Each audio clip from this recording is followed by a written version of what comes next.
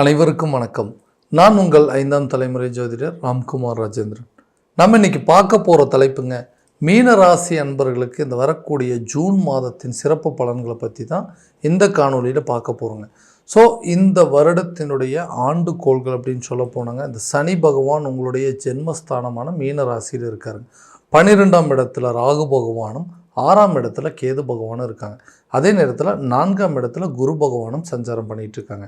இதெல்லாம் ஆண்டுக்கோள்கள். இந்த மாதக்கோள்கள் என்று சொல்லக்கூடிய சுக்கிர பகவான் உங்களுடைய ராசிக்கு 2ஆம் இடத்திலும் 3ஆம் இடத்தில் இருக்கக்கூடிய சூரிய பகவான், அதாவது 13ஆம் தேதி ஜூன் 13ஆம் தேதிக்கு பிறகு 4ஆம் இடமான மிதுன ராசிக்கு பயணிக்கிறாருங்க. அதே நேரத்தில் 4ஆம் இடத்தில் இருக்கக்கூடிய புதன் பகவான் சுமார் 22ஆம் தேதி வரைக்கும், அதாவது மிதுனத்தில் இருப்பார். 22ஆம் தேதிக்கு பிறகு கடக ராசிக்கு பெயர்ச்சி அடைகிறார். 7ஆம் தேதி வரைக்குமே கடகத்தில் இருக்கக்கூடிய செவ்வாய் பகவான் 7ஆம் தேதிக்கு பிறகு சிம்ம ராசிக்கு பெயர்ச்சி அடைகிறார். ஸோ இதுதான் இந்த மாத கோள்களுடைய நிகழ்வுகள். ஸோ இந்த காலகட்டங்களில் மீன ராசி அன்பர்களுக்கு இந்த ஜூன் மாதம் எந்த விதமான அற்புதங்கள் மற்றும் சிறப்புகளை கொடுக்க போகுது அப்படிங்கிறத இந்த காணொலியில் தெளிவாகவும் துல்லியமாகவும் பார்க்கலாங்க. நம்ம சேனலை ஃபஸ்ட் டைம் பார்க்குறவங்க அதை சப்ஸ்கிரைப் பண்ணிக்கோங்க. பெல் பட்டனை கிளிக் பண்ணி ஆல் அப்படிங்கிற ஆப்ஷன் கொடுத்துக்கோங்க.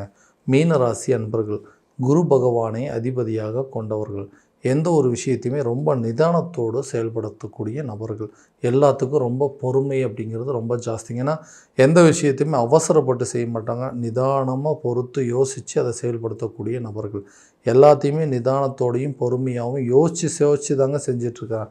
ஆனால் ஏன் எல்லாமே எங்களுக்கு இப்படி தப்பாக நடக்குதுங்க? எல்லாத்துக்கும் காரணம் அந்த ஜென்மத்தில் இருந்த ராகுவா, இல்லை சனி பகவான் 12ஆம் இடத்துல விரயத்தில் இருந்தார் அதனாலேயே அப்படின்னு சொல்லி எல்லாத்தையுமே யோசித்து எதுவுமே கரெக்டான விதத்தில் செயல்படவே முடியலைங்க. எல்லா விதமாகவும் தடையாக இருக்குது. ஸோ இப்போ தான் எல்லாமே மாறிடுச்சு இல்லைங்களா? இது வரைக்கும் விரைய சனியாக இருந்தார், இப்போ ஜென்ம சனியாக மாறிட்டாருங்க. ஜென்மத்தில் இருந்த ராகு கூட விலகிட்டார். அதே நேரத்தில் 7ஆம் இடம் தொழில் ஸ்தானத்தில் இருந்து வந்த கேது கூட விலகிட்டார். 3ல் இருந்த குரு கூட 4ஆம் இடத்த சுகஸ்தானத்துக்கு போயிட்டார். ஸோ இந்த நிகழ்வு காலகட்டங்களில் ஏதாவது மாற்றங்கள் இருக்குது அப்படின்னு கேட்டிங்கன்னா, கண்டிப்பாக இதனுடைய மாற்றங்கள் எல்லாமே உங்களுக்கு ஜூன் மாதத்தில் அதனுடைய பிரதிபலிப்பு அப்படிங்கிறது நிச்சயமாக இருக்கும். ஸோ இந்த ஜூன் மாதத்தில் நிறைய சேஞ்சஸ் கொடுக்கக்கூடிய, அதாவது உங்களுடைய வாழ்க்கையில் எதிர்பாராத திடீர் திருப்பங்களை கொடுக்கக்கூடிய ஒரு காலகட்டமாக இருக்க போகுது. நிறைய சாதகமான சூழ்நிலை அப்படிங்கிறது நிச்சயமாக இருக்குதுங்க.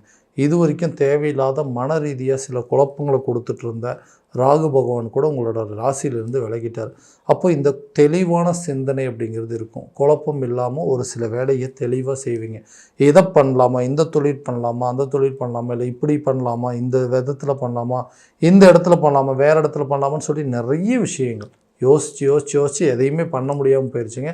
அந்த நிலை அப்படிங்கிறது மாறும். புதுசாக ஒரு தொழிலை தொடங்குவதற்கான வாய்ப்பு, ஆல்ரெடி பண்ணிகிட்டு இருக்கிற தொழிலை கூட கண்டிப்பாக நல்ல லெவலில் கொண்டு போகிறதுக்கான சில சூழல் அப்படிங்கிறது நிச்சயமாக இருக்க போது. அந்த தொழிலில் இது வரைக்குமே இல்லாத சில முன்னேற்றங்கள் அப்படிங்கிறது நிச்சயமாக இருக்க போதுங்க தொழில் ரீதியாக. ஏன்னா அதே நேரத்தில் அந்த குருவுடைய பார்வை கரெக்டாக தனுசு ராசியான 10ஆம் இடத்துல படும்போது தொழிலில் நல்ல ஒரு முன்னேற்றம் அப்படிங்கிறது இருக்கும்.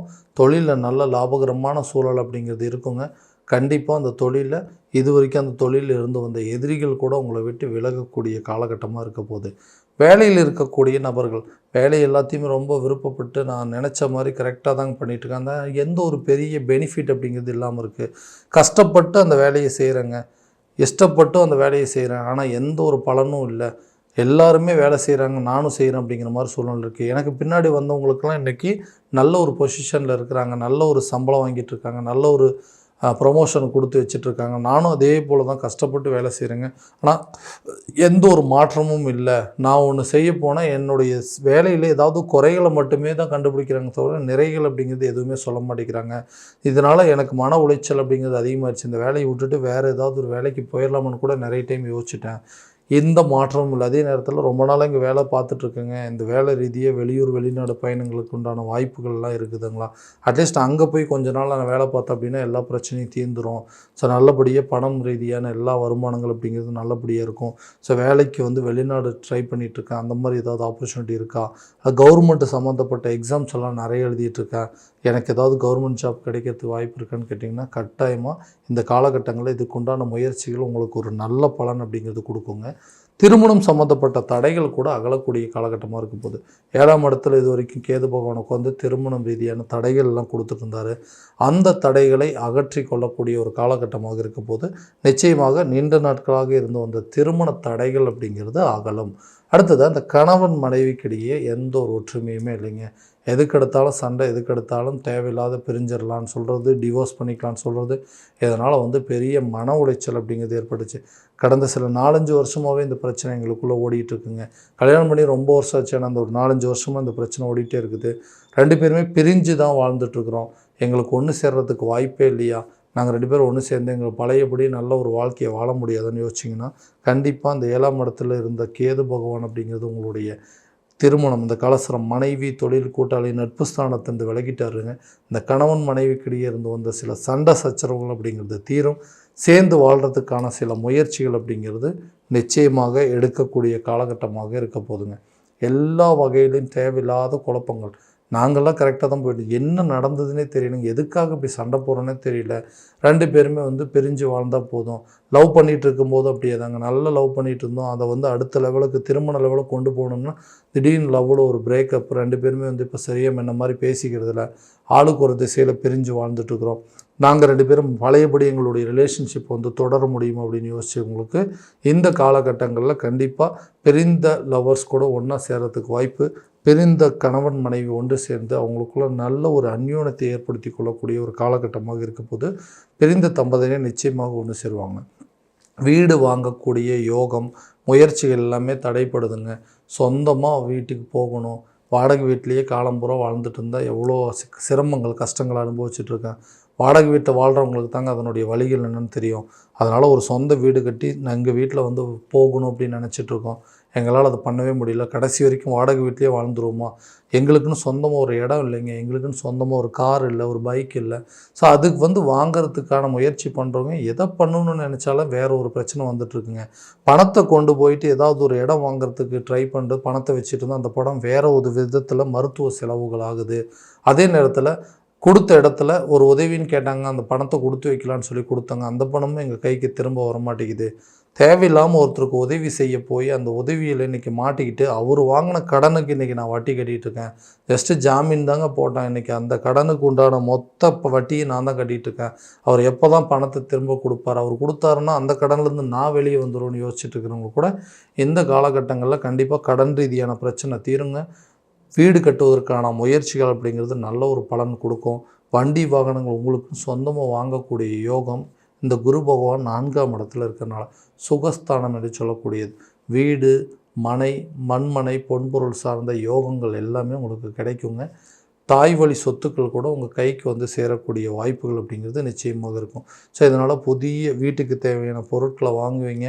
கார் வாங்கிறதுக்கான யோகமோ, ஒரு பைக் வாங்கிறதுக்கான யோகமோ, வீடு கட்டுறதுக்கான முயற்சியோ அல்லது பழைய கடனை அடைப்பதற்கான முயற்சிகள் எல்லாமே உங்கள் கைக்கு வரக்கூடிய காலகட்டமாக இருக்க போதுங்க. ஆரோக்கியம் சார்ந்த சில விஷயங்கள் கண்டிப்பாக ஆரோக்கியத்தில் கவனம் செலுத்தணும். ஏன்னா எதிர்பாராத விதமான சில அறுவை சிகிச்சை செய்கிறதோ, ஆப்ரேஷன் பண்ணுறதுக்கு, ஹெல்த் ரிலேட்டடாக சில பாதிப்புகள் வரதுக்கான சூழல் இருக்குது. ஏன்னா 6ஆம் இடத்துல செவ்வாய் ப்ளஸ் கேது 2மே சேர்ந்துருக்காங்கன்னா ஆரோக்கியத்தில் கண்டிப்பாக கவனம் செலுத்தணுங்க. இரத்த நாளங்கள் சம்மந்தப்பட்ட பிரச்சனையோ, வயிறு சம்மந்தப்பட்ட சில பிரச்சனைகள், பாதிப்புகள் கொடுப்பதற்கான சூழல் இருக்குங்க. ஸோ ஹெல்த்தில் கண்டிப்பாக கவனம் செலுத்தணும். ஹெல்த்தில் ஏதாவது பிரச்சனைனா இம்மீடியட்டாக போயிட்டு நீங்கள் அதுக்குண்டான ட்ரீட்மெண்ட் அப்படிங்கிறது எடுத்தணும். ஸோ இது வரைக்கும் எப்படி பார்த்தாலுமே இது வரைக்கும் அந்த ஹெல்த்தில் வந்துட்டு நமக்கு ஒரு நல்ல நிலை வராதா, ஹெல்த்தில் இருக்கக்கூடிய பாதிப்புகள் தீராதா, நானும் பார்க்காத ட்ரீட்மெண்ட் இல்லை, நிறைய ட்ரீட்மெண்ட் பார்த்துட்டேன், எதுவுமே க்யூர் ஆகலைன்னா இப்போ எடுத்துகிட்டு இருக்கிற ட்ரீட்மெண்ட்டையே மாற்றி வேறு டாக்டரை வந்து கன்சல்ட் பண்ணுறதோ அல்லது வேறு மருத்துவம், இங்கிலீஷ் மெடிசன்லேருந்து நாட்டு மருந்து வந்து ட்ரை பண்ணுறதுக்கான வாய்ப்புகள் அப்படிங்கிறதெல்லாம் இந்த காலகட்டங்கள் இருக்குங்க. ஸோ அதுக்குண்டான முயற்சிகள் அப்படிங்கிறது கண்டிப்பாக எடுக்கலாம். ஹெல்த்தில் நல்ல இம்ப்ரூவ்மெண்ட் அப்படிங்கிறது இருக்கும். கல்வி சம்மந்தப்பட்ட விஷயத்தில் இது வரைக்கும் வந்து குழப்ப நிலையும், மந்த நிலையும், ஞாபகம் மறதி எல்லாத்தையுமே கொடுத்துருக்கோம். அந்த விஷயங்கள்லாம் மாறும். ரிசல்ட்டு கூட உங்களுக்கு ஃபேவராக தாங்க வரும். கட்டாயமாக அந்த ரிசல்ட்டை வச்சுட்டு நீங்கள் உயர்கல்வி படிப்பதற்கான வாய்ப்புகள் அல்லது வெளியூர்லேயோ வெளிநாட்டிலையோ போய் படிக்கிறதுக்கான சூழல் அப்படிங்கிறது ஏற்படுங்க. நீங்கள் நினச்சபடி அந்த கல்வி கற்கக்கூடிய ஒரு காலகட்டமாக இருக்க போது கல்வியில் இருந்த அந்த தடைகள் அப்படிங்கிறது அகலுங்க. விருப்பப்பட்ட துறையில் விருப்பப்பட்ட மாதிரி படிக்கிறதுக்கான சூழலும், அந்த கல்வியை முடித்தவங்க கண்டிப்பாக அடுத்தது அவங்களுக்கு பிடிச்ச மாதிரி ஒரு வேலைக்கு போகிறதுக்கான சூழல் அப்படிங்கிறதெல்லாம் இந்த காலகட்டங்களில் நிச்சயமாக ஏற்படுது. நினச்சபடி உங்களோட வாழ்க்கையை அமைத்து கொள்ளக்கூடிய ஒரு காலகட்டமாக இருக்க போது விலகி சென்றவர்கள் கூட ஒன்று சேருவதற்கான சூழல் அப்படிங்கிறதும் இது வரைக்கும் நமக்கு கை கேட்டினது வாய் கேட்டலன்னு சொல்கிறவங்களுக்கும் இது வரைக்கும் எந்த விஷயத்தில் எனக்கு நிம்மதியே இல்லைன்னு யோசிச்சுட்டு இருக்கக்கூடிய நபர்களுக்கு கூட இந்த காலகட்டங்களில் இந்த கிரகங்களுடைய பயிற்சி காலகட்டங்களில் அதனுடைய செயல்பாடுகள் இந்த ஜூன் மாதத்துலேருந்து கண்டிப்பாக இருக்க போதுங்க. நிறைய மாற்றங்கள் அப்படிங்கிறது இருக்கும். எதிர்பாராத திருப்பங்களை கொண்டு வாழக்கூடிய ஒரு காலகட்டமாக இருக்க போது இது எல்லாமே ஒரு நல்ல பலன்தான். ஸோ இது எல்லாமே பார்த்திங்கன்னா கோச்சார ரீதியான பலன்கள் மட்டும்தாங்க. இந்த பலன்கள் அனைத்து உங்களுக்கு நடக்குமா அப்படின்னா உங்களுடைய சுய ஜாதகத்தை முழுமையான விதத்தில் தெரிஞ்சுக்கங்க. அதற்குண்டானபடி ஒவ்வொரு முயற்சி எடுக்கும்போது நல்ல பலன் அப்படிங்கிறது கொடுக்கும்.